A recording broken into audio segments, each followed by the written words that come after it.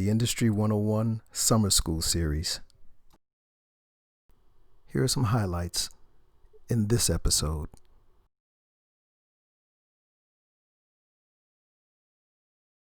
I think where a lot of challenges lie is that we have a lot of artists who are not used to performing. They're not comfortable with performing, and so they don't perform as much. How frustrating it was to put the effort into participating in open mics and having your artists do this and doing little showcases or small concerts and not really getting the response. And they're there just checking out the new talent. If they hear something that catches their ear, then they come back and report that, hey, look, I got this information from this artist and I think this is somebody that's worth really looking into. Maybe we should really consider signing them. And then there's some markets where that just doesn't happen. There's some markets where you're promised it's going to happen. Welcome to the Industry 101. Class is beginning right now.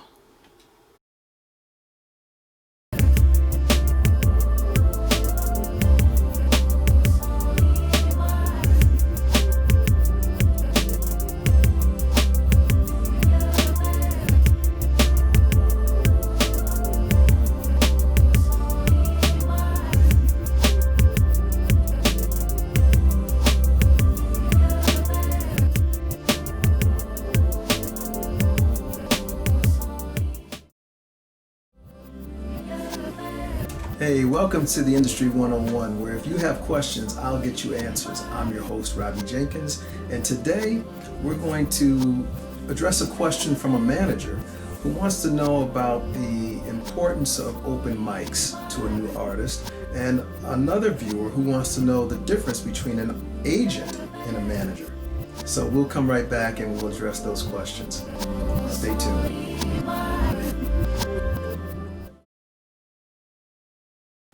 Hi, I'm Robbie Jenkins, and as all of you are doing your part to fight the coronavirus pandemic by staying home, we here at Overture Entertainment Television will do our best to provide programming that both educates and entertains you.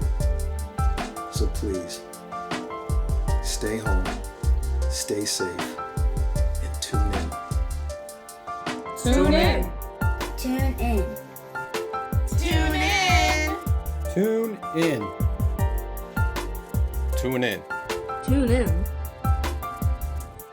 Make sure you tune in. Tune in.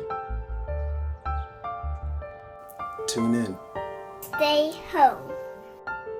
While you're at home, Perfect time for the whole family to tune in. No laugh this time. This is a serious matter.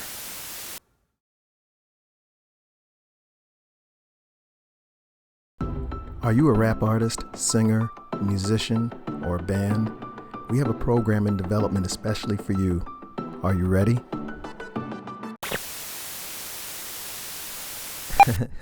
Yeah. And we're back. Take your seat and take some notes. You don't want to miss what we have for you in this episode of the Industry 101.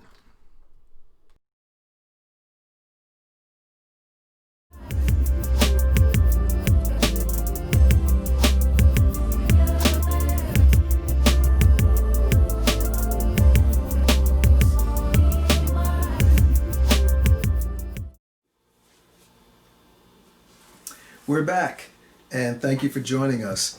In this episode, our first question comes to us from SB in St. Louis, Missouri. Thank you, SB, for your submission, and your question was, how much do production companies pay attention to open mics or smaller scale concerts? Great question. And I have to say, we get a lot of great questions that come in. Thank you again, SB. So I remember the rest of your email, and you were talking about how frustrating basically it was, I'm paraphrasing, how frustrating it was to put the effort into participating in open mics and having your artists do this and doing little showcases or small concerts and not really getting the response or acknowledgement from some of the production companies, probably in your area or at large, right? And you're trying to figure out, well, how much are they really paying attention to that? So let's just say this. There's a lot that goes into being an artist. There's a lot that some people don't really put enough emphasis on, and there's some things that put a lot of emphasis on. I don't think anybody has a problem with putting the emphasis on the recording and getting the recorded music. I think where a lot of challenges lie is that we have a lot of artists who are not used to performing. They're not comfortable with performing, and so they don't perform as much. That's a deciding factor, I think, for a lot of production companies and or labels, indie or major, who are thinking about signing someone because they want to be able to know that whatever we put out in terms of material, that these people will be able to go out on stage and just sweep it clean with their performance. And I think this is absolutely important. So these open mics, first of all, for the development of the artist, it's a very important factor because some artists need to kind of cut their teeth on performing this way, right? It's a way for them to get used to it and learn how to work with the audience, learn how to feel comfortable being out on stage and delivering, just what to do to deliver, how to deliver, what are some of the things the audiences respond well to, what are some things that just went over their heads and they just didn't get it. So I think that's first of all, that's very crucial. And I think any production company, I have a production company, and if I were looking to sign a new artist right now, one of the criteria would be that they are actually performers as well. They'd have to be able to perform because that's a crucial part of the promotional process to promote any of the new material that they're coming out with and that we're going to release.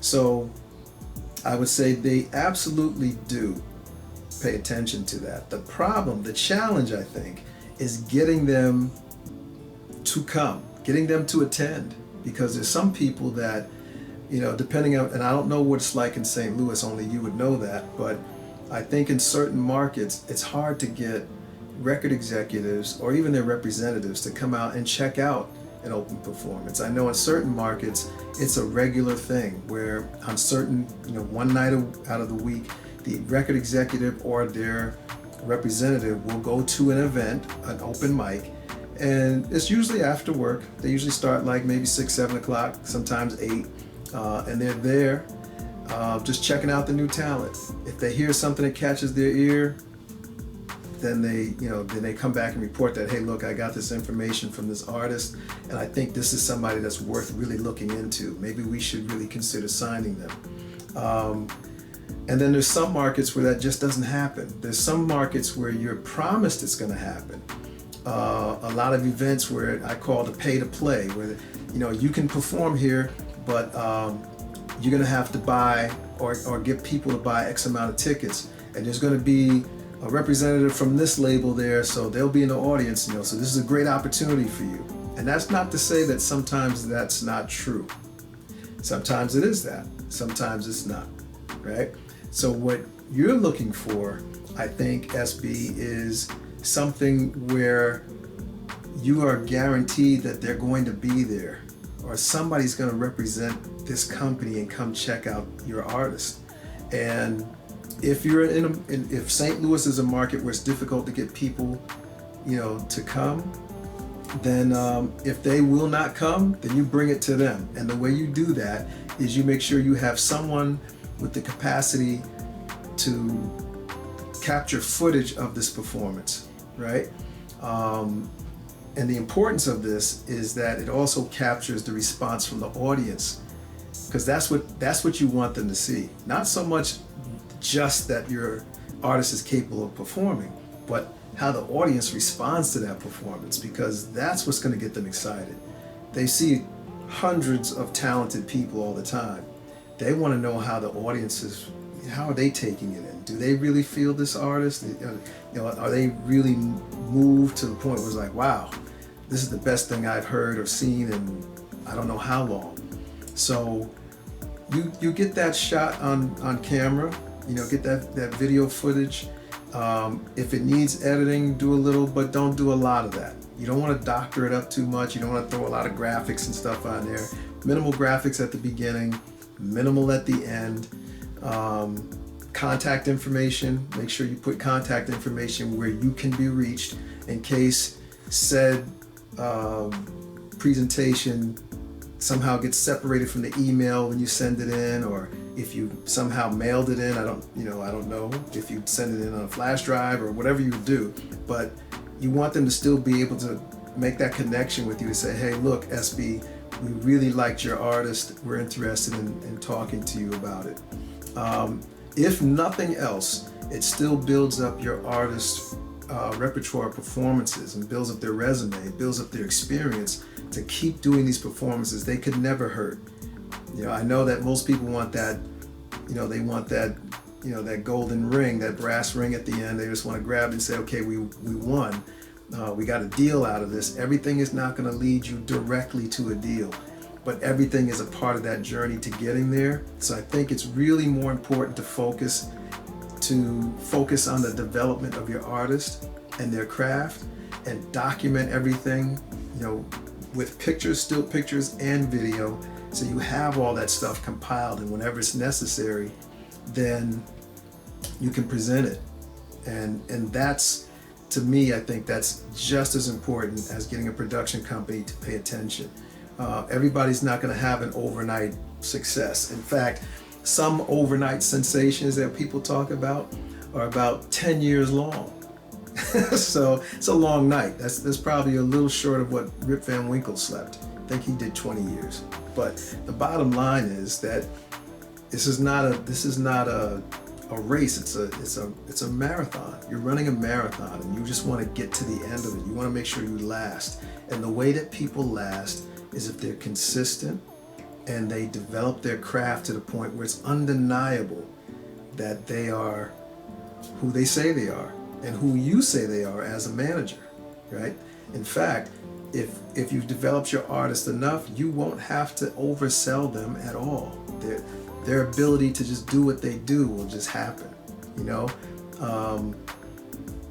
I talked about Rihanna in one of my last episodes about how she was like 16, 17, I believe, or maybe 16 when she went and was brought to the Rock Nation, not Rock Nation. At that time, it was Jay-Z's first company he was with. They had the meeting, she sang, and he was like, okay, she can't leave this building until we have her signed, right? And they were there till 3 a.m. I don't know what time the meeting started. I know what time it ended. 3 a.m. At 3 a.m., lawyers and everybody were called in. They had hashed out all the terms, and they did it. They got the deal done, right? And so, you just never know how it's going to work. You just can't stop. Just don't stop. Whatever you do, do not stop. And I think you'll see the results that you're really looking for. But if they can't come out to you, then you get that performance to them. Get that recorded version out to them. Okay? When we come back, we're going to have another question where one of our viewers wants to know, what's the difference between an agent and a manager? All right, so SB, thank you for sending your question. It'd be nice if we could have had you on so you can explain to this person with me what you do, but we're going to make it happen anyway. See you when you come back. And now we bring you an FYI moment. This moment will present to you an example of some of the things that I mentioned in my responses to question 1, and it's sponsored by Cold Cast Couture, a fashion line that is cut from a different cloth, and Overture Entertainment Incorporated, strong inceptions, lasting impressions. Did you know that thousands of artists attend the South by Southwest Conference in Austin, Texas every year? Why? Because a lot of careers get launched there. The grungers, the White Stripes, got their record deal there in 2001.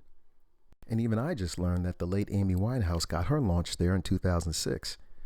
And a year later, Katy Perry's showcase earned her several deal offers. Bon Iver's performance there created an industry buzz in 2008. Janelle Monáe gave an exciting performance and got her a deal in 2009. Guess who else was there? Kid Cudi. That's right, 2 deals in the same year. Amazing. Coming up next, say, look, this is what I can do for you. based on this, I can get you to this level here, and when we get to this level, we are going to get a booking agent. There's a lot of kind of gray area, especially in the beginning of an artist's career, because they're not really exactly sure of the difference. In the beginning of a career, most people have the manager that will do some of the things that an agent does. So let's talk about what the agent does. The complete title of the agent is actually called... Find out more when we come back.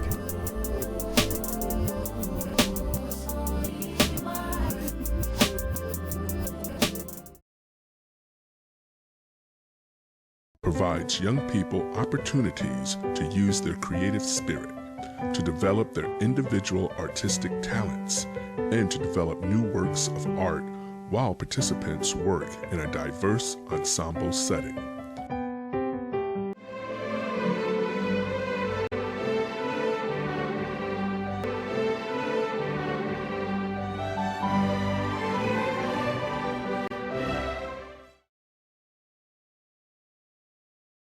Thank you for remaining in your seats and not leaving class.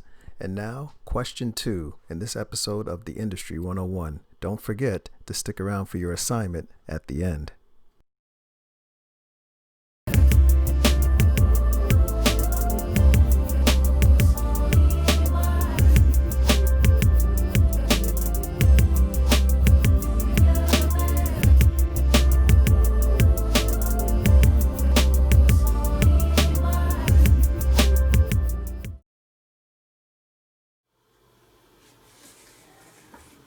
And we're back.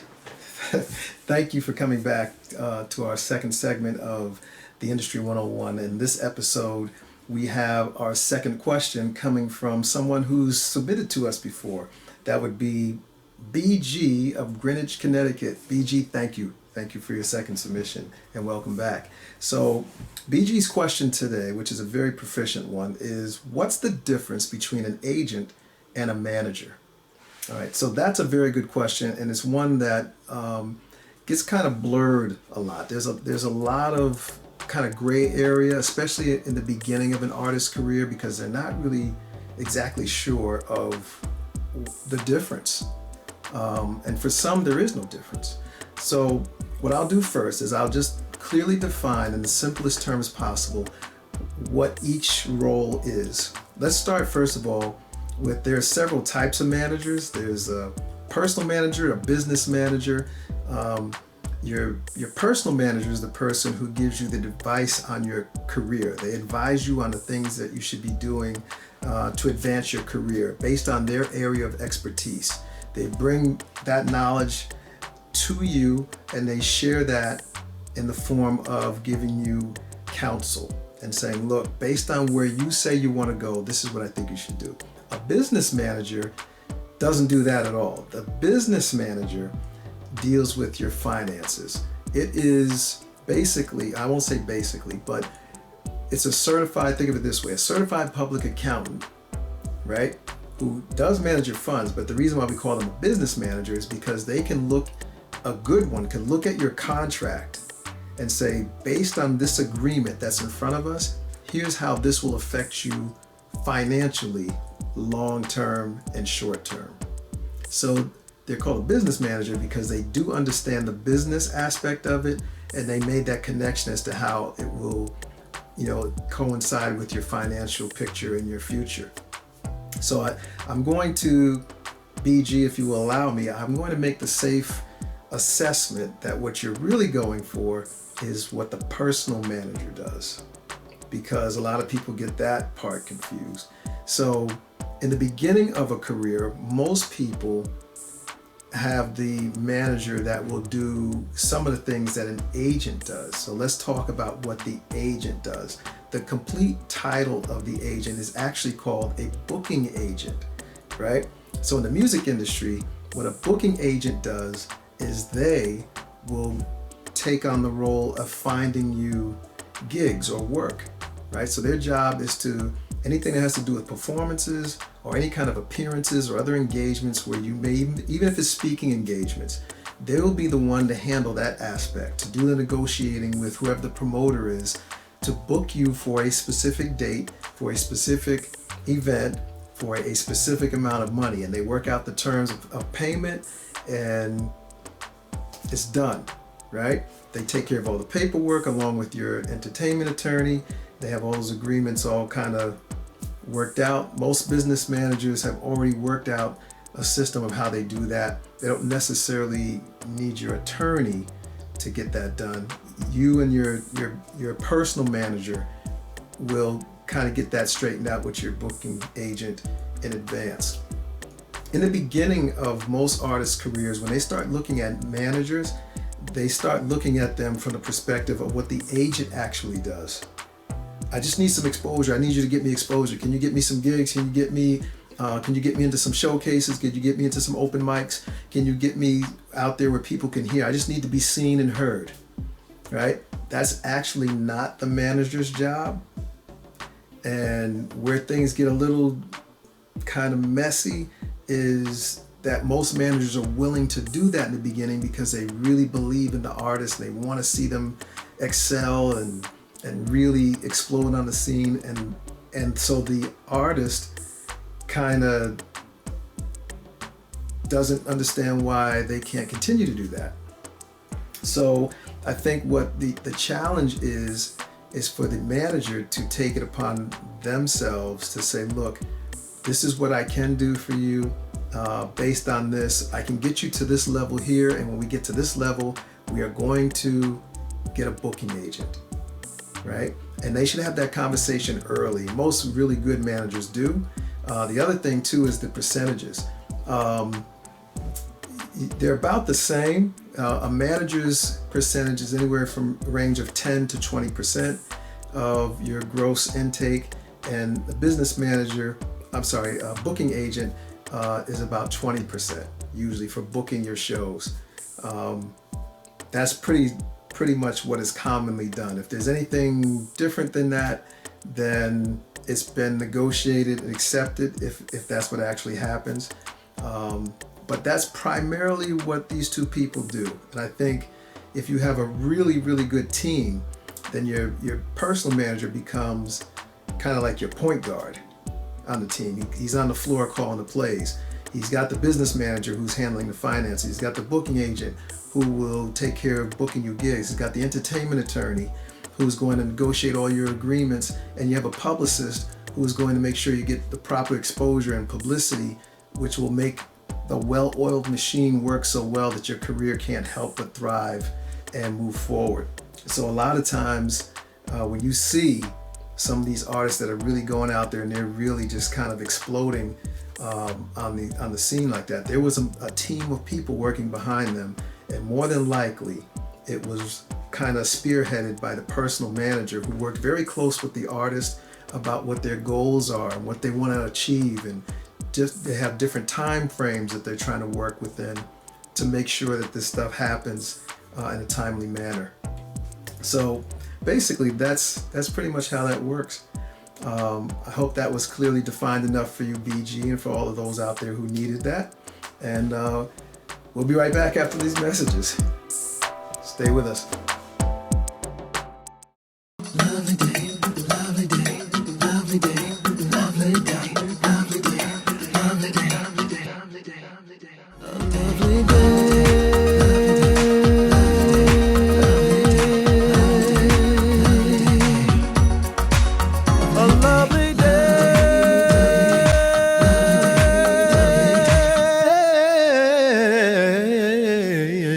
Available online wherever digital music is sold.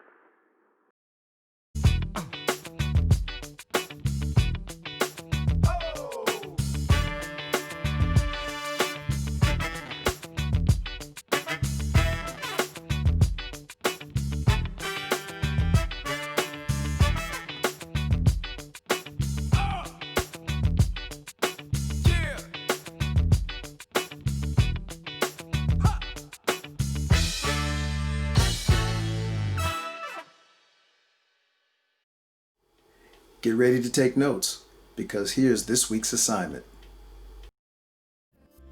Question number 1.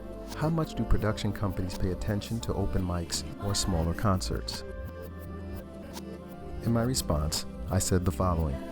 One of the key elements of being an artist is being able to perform, and production companies would like to be assured of that, so these showcases help to develop that skill.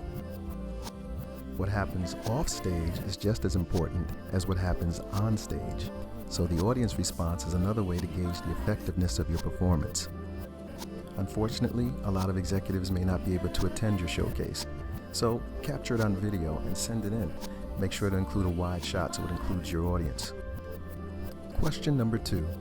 What's the difference between an agent and a manager? Believe it or not, this is confusing for a lot of people. So let's start with the manager.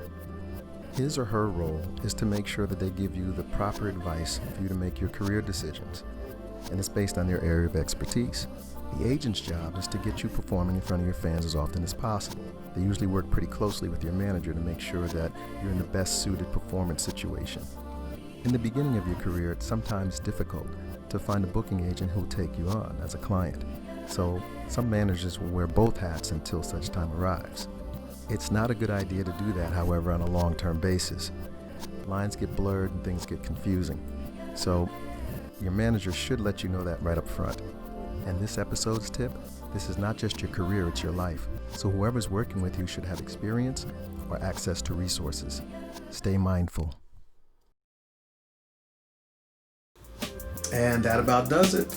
I want to thank our viewers who submitted questions. SB of St. Louis, Missouri, and BG of Greenwich, Connecticut. Thank you. Welcome to the Industry 101 family. Thank you to Team 101 for your support. Thank you to our sponsors. Thank you to our viewers. And if any of you out there, after seeing this episode, feel so inclined or inspired to do so, and you have a question, send it into the email address at the bottom of the screen, and we will address it in a future episode. This is your host, Robbie Jenkins, saying, take care of yourself, and we'll see you next time on the Industry 101. Take care.